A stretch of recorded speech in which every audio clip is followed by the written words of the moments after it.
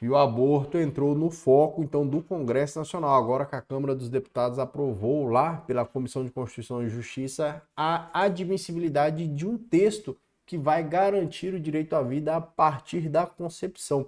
Isso causa uma mudança radical na sistemática que existe hoje. Por quê? O Código Penal admite duas situações de aborto legal, né? Um aborto seria admitido, e a jurisprudência do Supremo Tribunal Federal, a partir do julgamento de uma DPF, de número 54, passou a admitir a realização do aborto em caso de anencefalia. Então são três situações em que acontece. Qual é a questão? Primeiro vamos no texto aqui da Câmara dos Deputados. Vamos primeiro aqui na notícia, veja só. CCJ aprova a admissibilidade de proposta que garante direito à vida para fetos e impede aborto legal. Decisão dividiu deputados e causou protestos na Câmara. Proposta segue para a comissão especial a ser criada. A Comissão de Constituição e Justiça e de Cidadania da Câmara dos Deputados aprovou nesta quarta-feira, por 35 votos a 15, a admissibilidade de uma proposta de emenda à Constituição que garante a inviolabilidade do direito à vida desde a concepção. Qual que é esse texto? Esse é o texto. Hoje o artigo 5º da Constituição não tem essa parte em negrito. Então, a partir da edição dessa proposta de emenda constitucional e de sua aprovação, evidentemente, teríamos o seguinte: todos são iguais perante a lei, sem distinção de qualquer natureza, garantindo-se aos brasileiros e aos estrangeiros residentes do país a inviolabilidade do direito à vida, desde a concepção. Por quê? A discussão que existe hoje, e principalmente no campo do direito civil, é o seguinte: quando se começa a vida? E eu já te convido para a reflexão. Na sua opinião, quando que começa a vida? É no momento da nidação? No momento da concepção? No momento da fertilização do espermatozoide no óvulo? Ou da fecundação? No momento do nascimento com vida? Essa é a discussão. No Brasil, diferente de outros países, entende-se que a vida surge com o nascimento. Na verdade, a vida passa a ser protegida como vida e não como assistida e garantida a partir do nascimento com vida. Então, nasceu com vida, por exemplo, nos casos em que, infelizmente, o bebê acaba vindo a óbito, então nasceu e veio a falecer.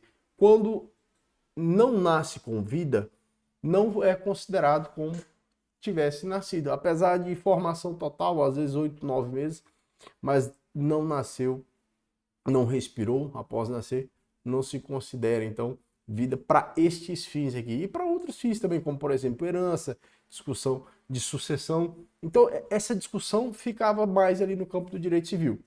No campo do direito penal, nós temos a criminalização do aborto. Então, o aborto, de uma forma geral, é criminalizado. Beleza. Quando é que o aborto era admitido? Aqui, no artigo 128 do Código Penal. Não pune o aborto quando praticado por médico. Qual situação? Quando é necessário para salvar a vida da gestante. Então, o médico, diante de uma circunstância em que a realização do aborto gera uma expectativa de salvar a gestante, porque há um risco de perecimento de ambos, então o médico realiza o aborto. Segunda situação, quando a gravidez resulta de violência sexual e o aborto é precedido de consentimento, seja da pessoa maior, seja do incapaz, quando assistido pelo seu representante. E o terceiro caso é esse que foi decidido na DPF 54. Esse aqui é um caso, meus caros, desse da DPF 54, assim, um dos casos mais complexos que eu já vi se tratando desse tipo de discussão. Por quê? Eu te convido a pesquisar um pouco sobre isso, sobre essa DPF 54 e as discussões. Até assisti aqui no YouTube, tem muitos vídeos que tratam disso, inclusive de um ministro do Supremo Tribunal hoje, mas que à época era advogado, acho que do Rio de Janeiro, o ministro Luiz Roberto Barroso, que defendeu a possibilidade de realização do aborto quando se tratasse do feto acometido de anencefalia. Por quê? Algumas gestantes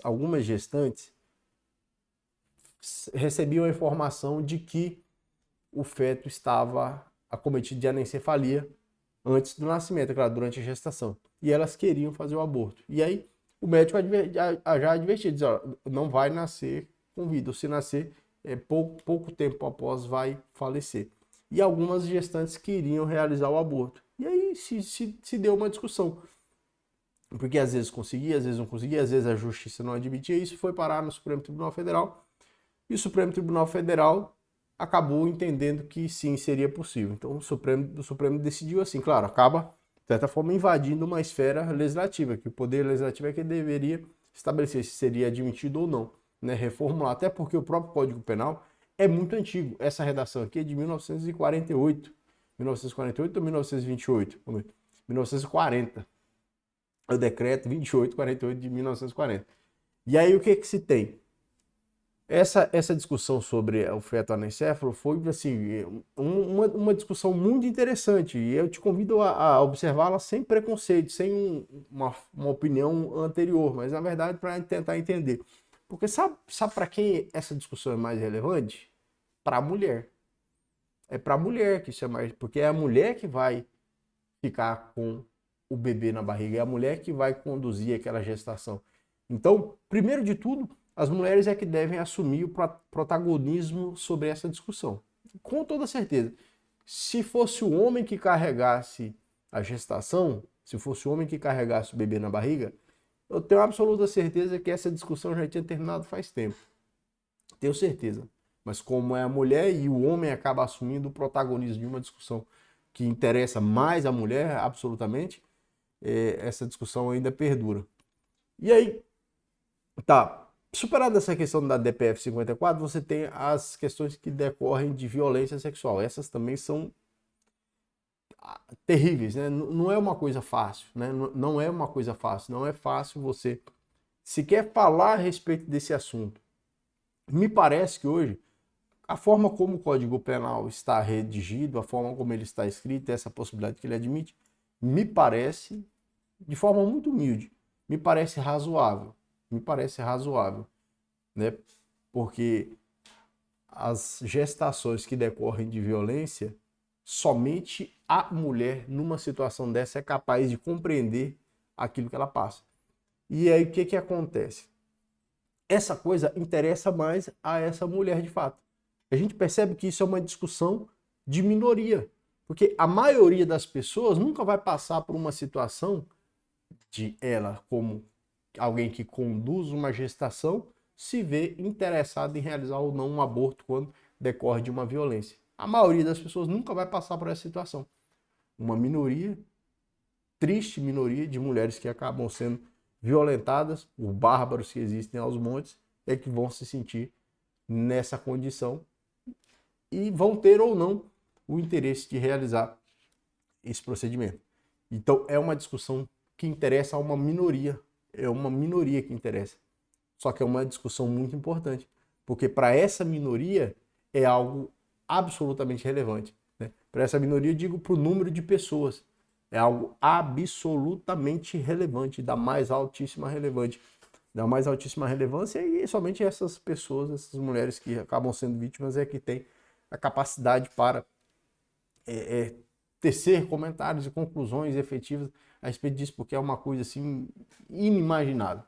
Pois bem, a terceira situação é aquela em que há a necessidade de resguardar a vida da gestante, né? No caso, então, em que o médico constata que não haveria outro meio.